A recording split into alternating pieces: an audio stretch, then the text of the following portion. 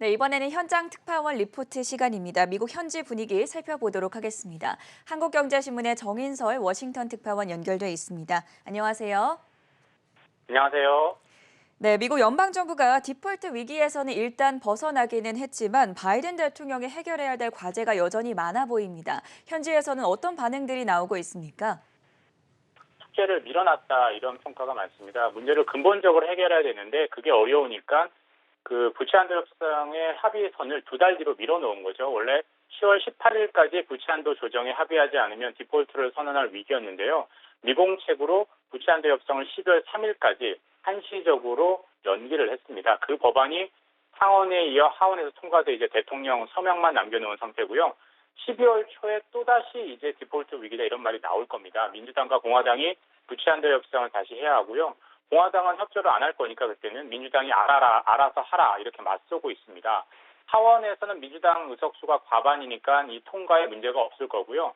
항상 상원에서 막히죠. 하원과 달리 상원에는 필리버스터라는 제도가 있고 민주당과 공화당이 50석씩 동수여서 그런데요.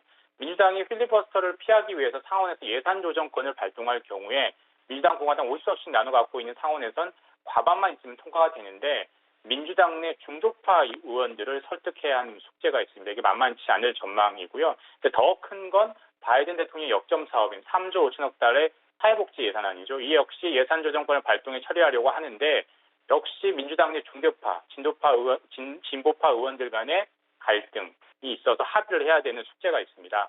그보다 바이든 대통령 발등에 떨어진 불은 바이든 대통령의 중간평가 성격을 갖고 있죠. 버지니아 주지사 선거가 11월 2일에 있습니다. 지금까지 나온 여론조사 결과를 보면 거의 오차 범위 내 초경합 상황인데 계속해서 그 격차가 줄어들면서 공화당 후보에게 역전당할 지금 위기에 있습니다. 만약에 여기서 민주당 후보가 패한다면 바이든 행정부가 상당한 정치적 타격을 받아서 국정 동력이 약해질 수 있는 가능성이 상당히 커 보입니다. 10월 디폴트 위기를 일단 모면하기는 했지만 여전히 바이든 행정부가 해결해야 할 과제가 많다라고 조언을 해주셨습니다. 여기에 지금 직면해 있는 문제가 한 가지 더 있는데 연말 쇼핑 시즌을 앞두고 심각해진 물류 대란을 어떻게 해결할 방안을 모색하고 있습니까?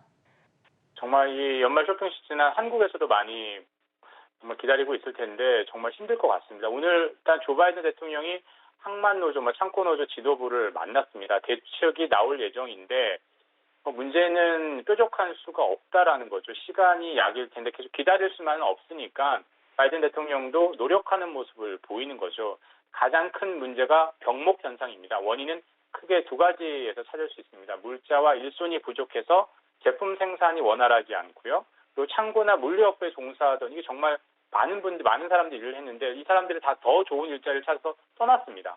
그 창고나 물류업체에 일손이 부족해서 물류 배송이 안 되고 있습니다. 그래서 유통업체들이 연말 쇼핑 성수기를 앞두고 미리 물건을 확보하려고 현재 물류 대란이 더 가중되고 있는 측면이 있습니다.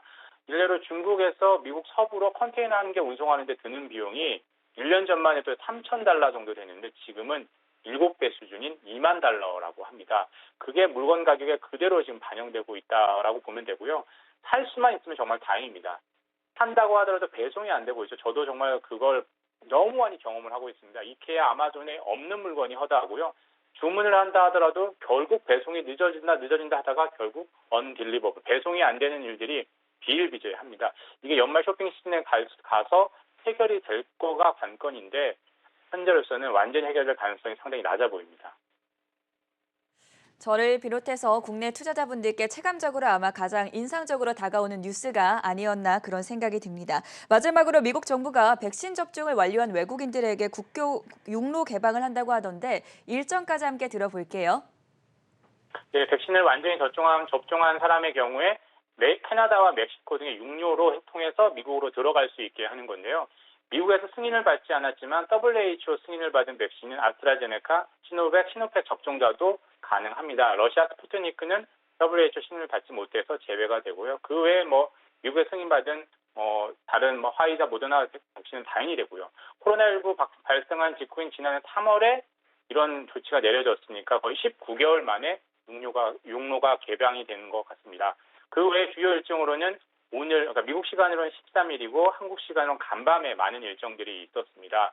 지난달 연방공개시장위원회 FOMC 의사록이 공개됐고요. 그리고 CPI가 발표됐죠. 2008년 8월 이후 전년 동월 대비는 최대치였고요. 가장 중요한 건 이제 어닝 시즌이 시작되는 거죠. 오늘부터 본격적으로 시작된다라고 볼 수 있는데요.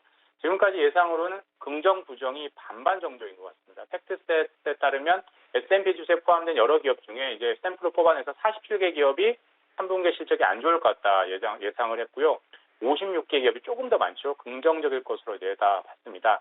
이 밖에 미국 중앙은행 페드 인사들의 연설이 예정돼 있어서 테이퍼링 관련해서 여러 가지 금리 인상 관련해서 발들을 많이 주목해봐야 될 것 같습니다.